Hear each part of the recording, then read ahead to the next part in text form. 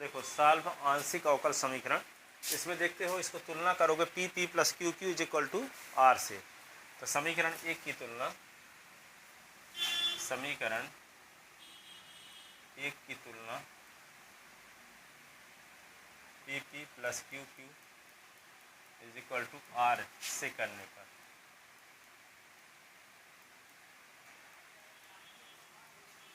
तो P is equal to क्या होगा 1, Q is equal to 1, R is equal to S plus Y plus Z. तब Lagrange's का सहायक समीकरण, लाग्रांजेज का सहायक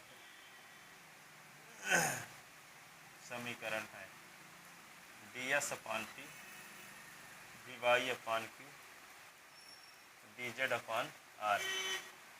D S upon A D Y upon A D Z upon X plus Y plus Z.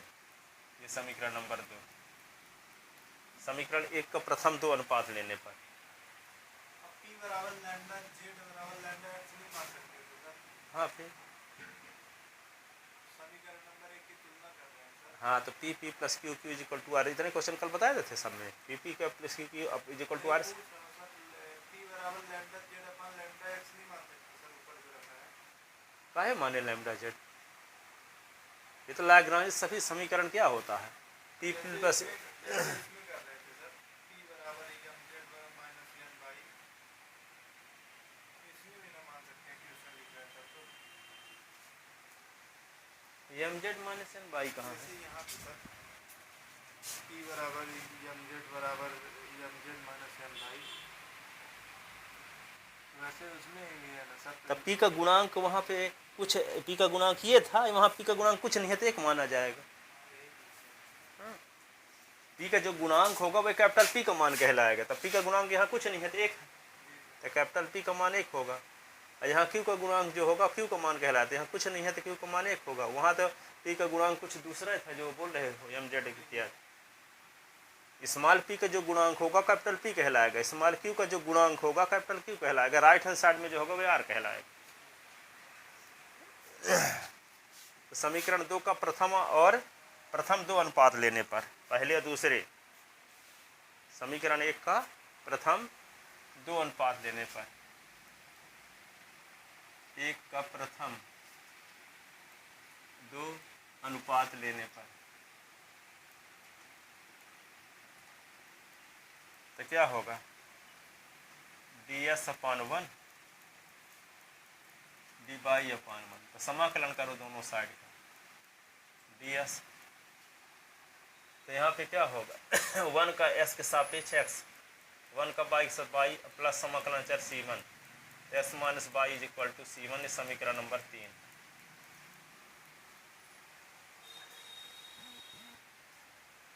समीकरण 2 का अंतिम दो अनुपात लेने पर, समीकरण 2 का अंतिम दो अनुपात लेने पर, तो दो अनुपात लोगे तो क्या आएगा, डी वाई अपान 1 और D Z upon X plus Y और प्लस जेड।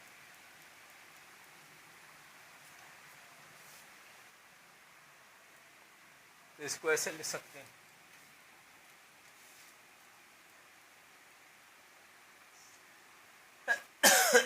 फिर एक गुणा कर दो, X plus Y plus Z D Y is equal to D Z, X plus Y plus Z. तो डी जेड को उधर ले जाओ तो डी जेड डी वाई को, तो D Z upon D Y.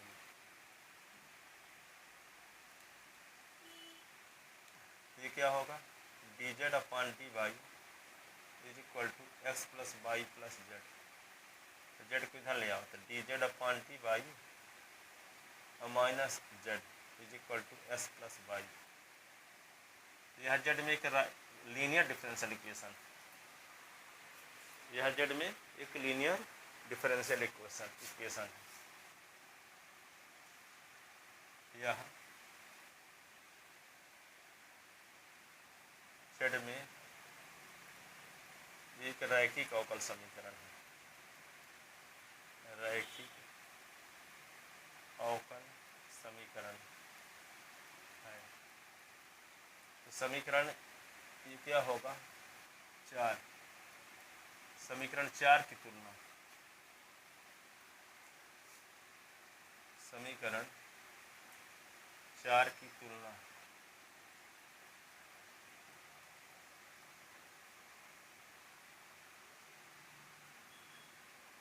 dz upon dy plus pz is equal to q से करने पर, तो यहाँ पे क्या होगा, p बराबर -1 और q बराबर x प्लस वाई। तो इंटीग्रेटिंग फैक्टर आई एफ की पावर पी डी बाई, इधर कर ली चुके हो, e की power P D Y, integrating factor e की पावर p की वैल्यू क्या है, -1 D Y, integrating factor e की पावर -y। ये आप ब्राह्मी क्लास में पढ़े थे 9 अध्याय में, आंशिक अवकल समीकरण, रैखिक अवकल समीकरण। और क्यूब अभीष्टल क्या होगा,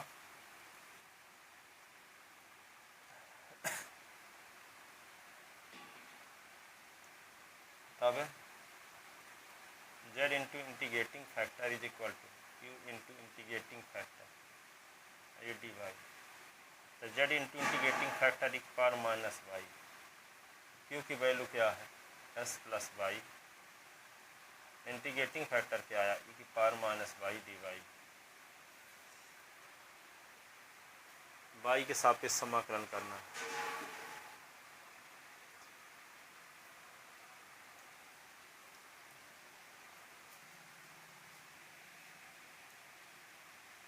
इधर कर ही चुके हो ना। अब देखो यहाँ पे लिखोगे z e की पावर -y x e की पावर -y डी वाई, ये y e की पावर -y डी वाई। तो z e की पावर -y x e की पावर -y डी वाई। अब यहाँ पे देखो प्रथम फलन द्वितीय फलन खंडशः समाकलन, खंडशः समाकलन। तो खंडशः समाकलन क्या होता है, प्रथम फलन गुणे दूसरे का समाकलन, प्रथम फलन का अवकल गुणांक D upon D by by और दूसरे का समाकलन e की पावर -y डी बाई और दोनों के गुणनफल का फिर से समाकलन। ऐसे ये क्या होगा, z e की पावर -y, ये x e की पावर -y के e की पावर -y अपान -1, ये होगा y e की पावर -y अपान -1, y का y के सापेक्ष 1, ये माइनस e की पावर -y अपान -y और ये डी वाई।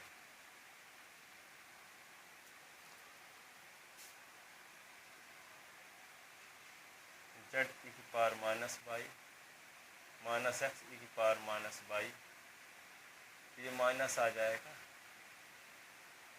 y e की पावर -y, ये -1 प्लस हो जाएगा e की पावर -y डी वाई। तो z e की पावर -y -x e की पावर -y, y e की पावर -y e की पावर -y अपान -1 प्लस क्या लिख देंगे C2।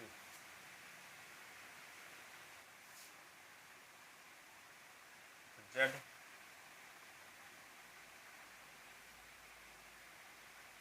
e की पावर -y पे क्या होगा,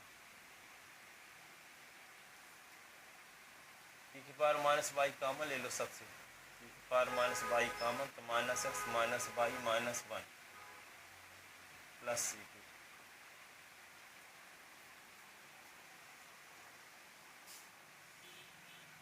तो z e की power -y -x -y -1 upon e की power -y C2 upon e की पावर C2 अपान e की पावर -y, ये इससे कट गया। तो z is equal to minus common S plus Y plus 1 plus C2 की power Y.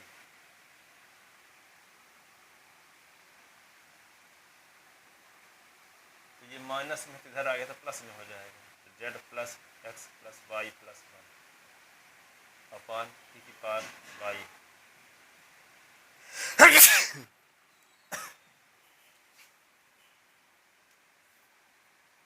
तो C1 की वैल्यू तो ये थी ना, और C2 की वैल्यू ये आई, अतः अभीष्ट हल। ये समीकरण नंबर हो गया 5। अतः अभीष्ट हल क्या लिखते हैं, आई ब्रैकेट के अंदर X minus Y comma Z plus plus Y plus 1 upon E की power Y is equal to 0। ये ऐसे भी लिख देते हैं, X minus Y is equal to I, ये S plus Y plus Z plus 1 upon E की power Y. ऐसे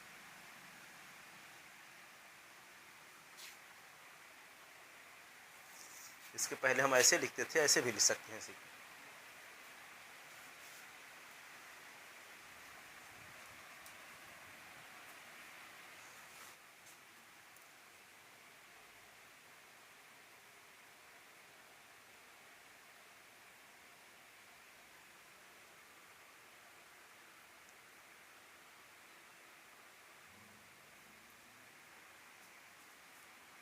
घर से मिटाते हैं।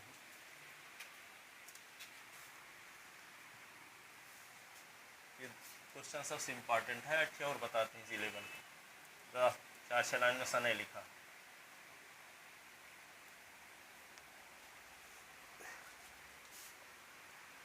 हल कीजिए।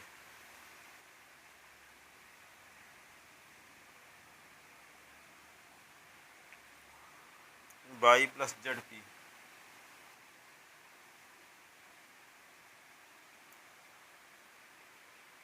जेड प्लस एक्स क्यू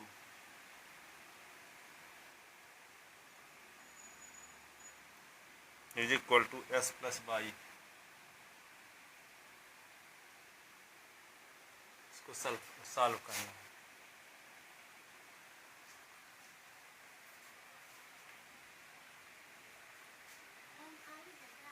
कहाँ वीडियो बनाई थी।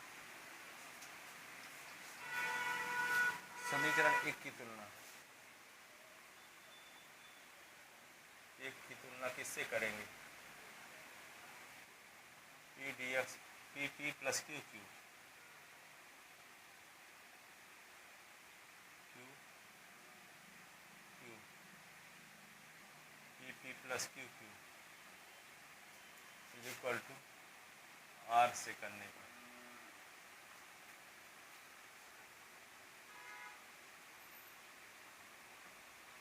पी बराबर वाई प्लस जेड, क्यू बराबर जेड प्लस एक्स, आर बराबर एस प्लस वाई।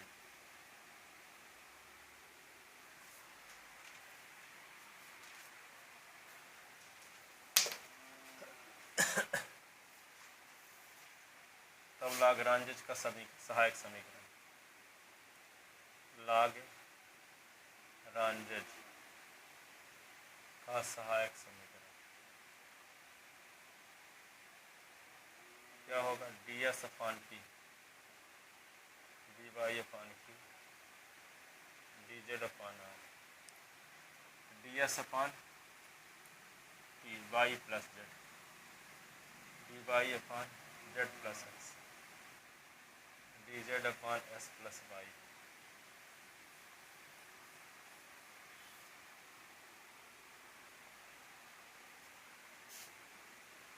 इसको लिखोगे D S minus D Y upon Y plus Z minus Z plus X D Y minus D Z upon Z plus X minus S plus Y D Z upon D X D Z minus D S. तो यहाँ पे D Z की value क्या है, S plus Y minus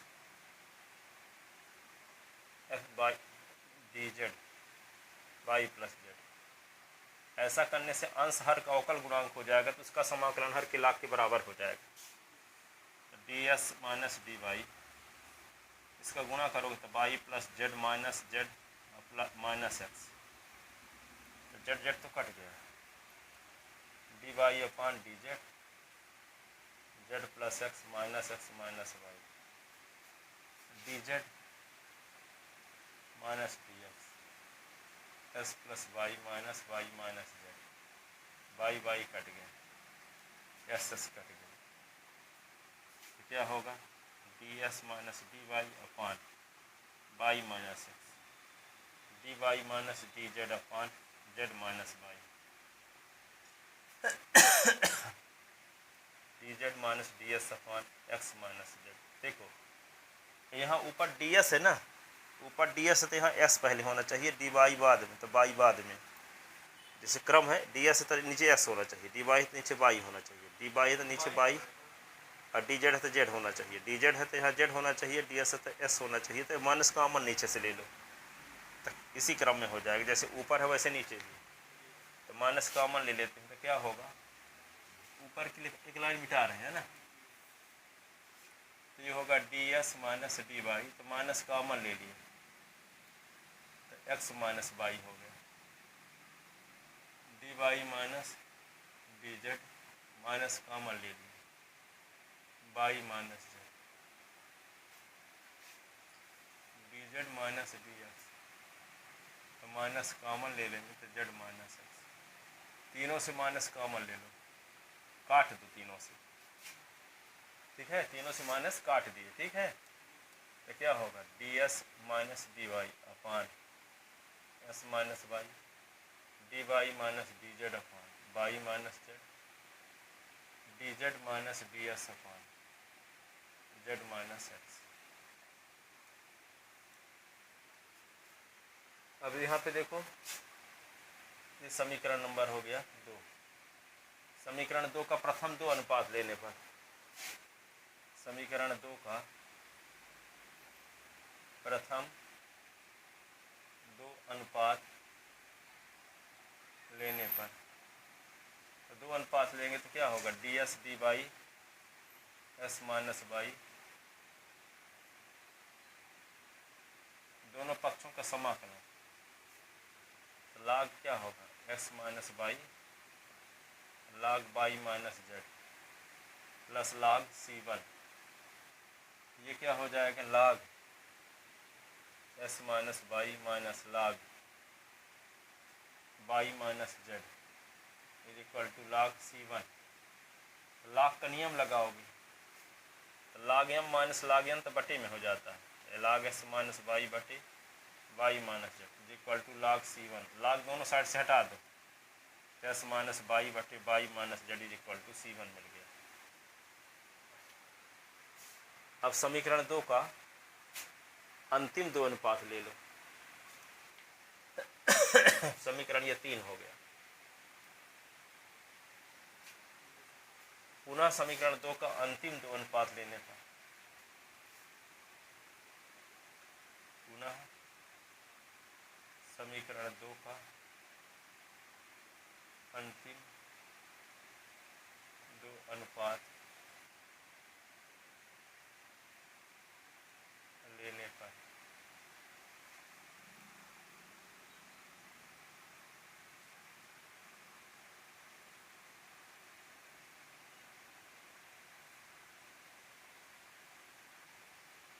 ठीक है।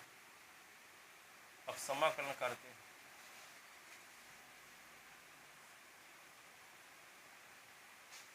D Z minus D S upon Z minus x, Z का अवकलन डी जेड, एस का डी एस, तो अंश हर का अवकलन है तो उसका समाकलन हर के लाग के बराबर, ये क्या होगा लाग वाई माइनस जेड, ये होगा लाग जेड माइनस एक्स, ये लाग सी टू,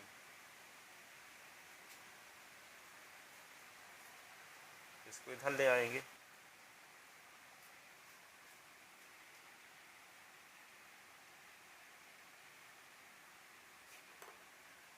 लाग Y minus Z minus log Z minus X is equal to log C2 log y minus Z upon Z minus X is equal to log C2 y minus Z upon Z minus X is equal to C2। ये समीकरण number 3 हो गया। समीकरण number 4 हो गया। अतः अभीष्ट हल क्या लिखेंगे? आई लिख दोगे या दोनों को लिख दो? X minus Y upon Y minus Z upon Z minus X is equal to 0। ये हल हो। बहुत आसान है ये भी।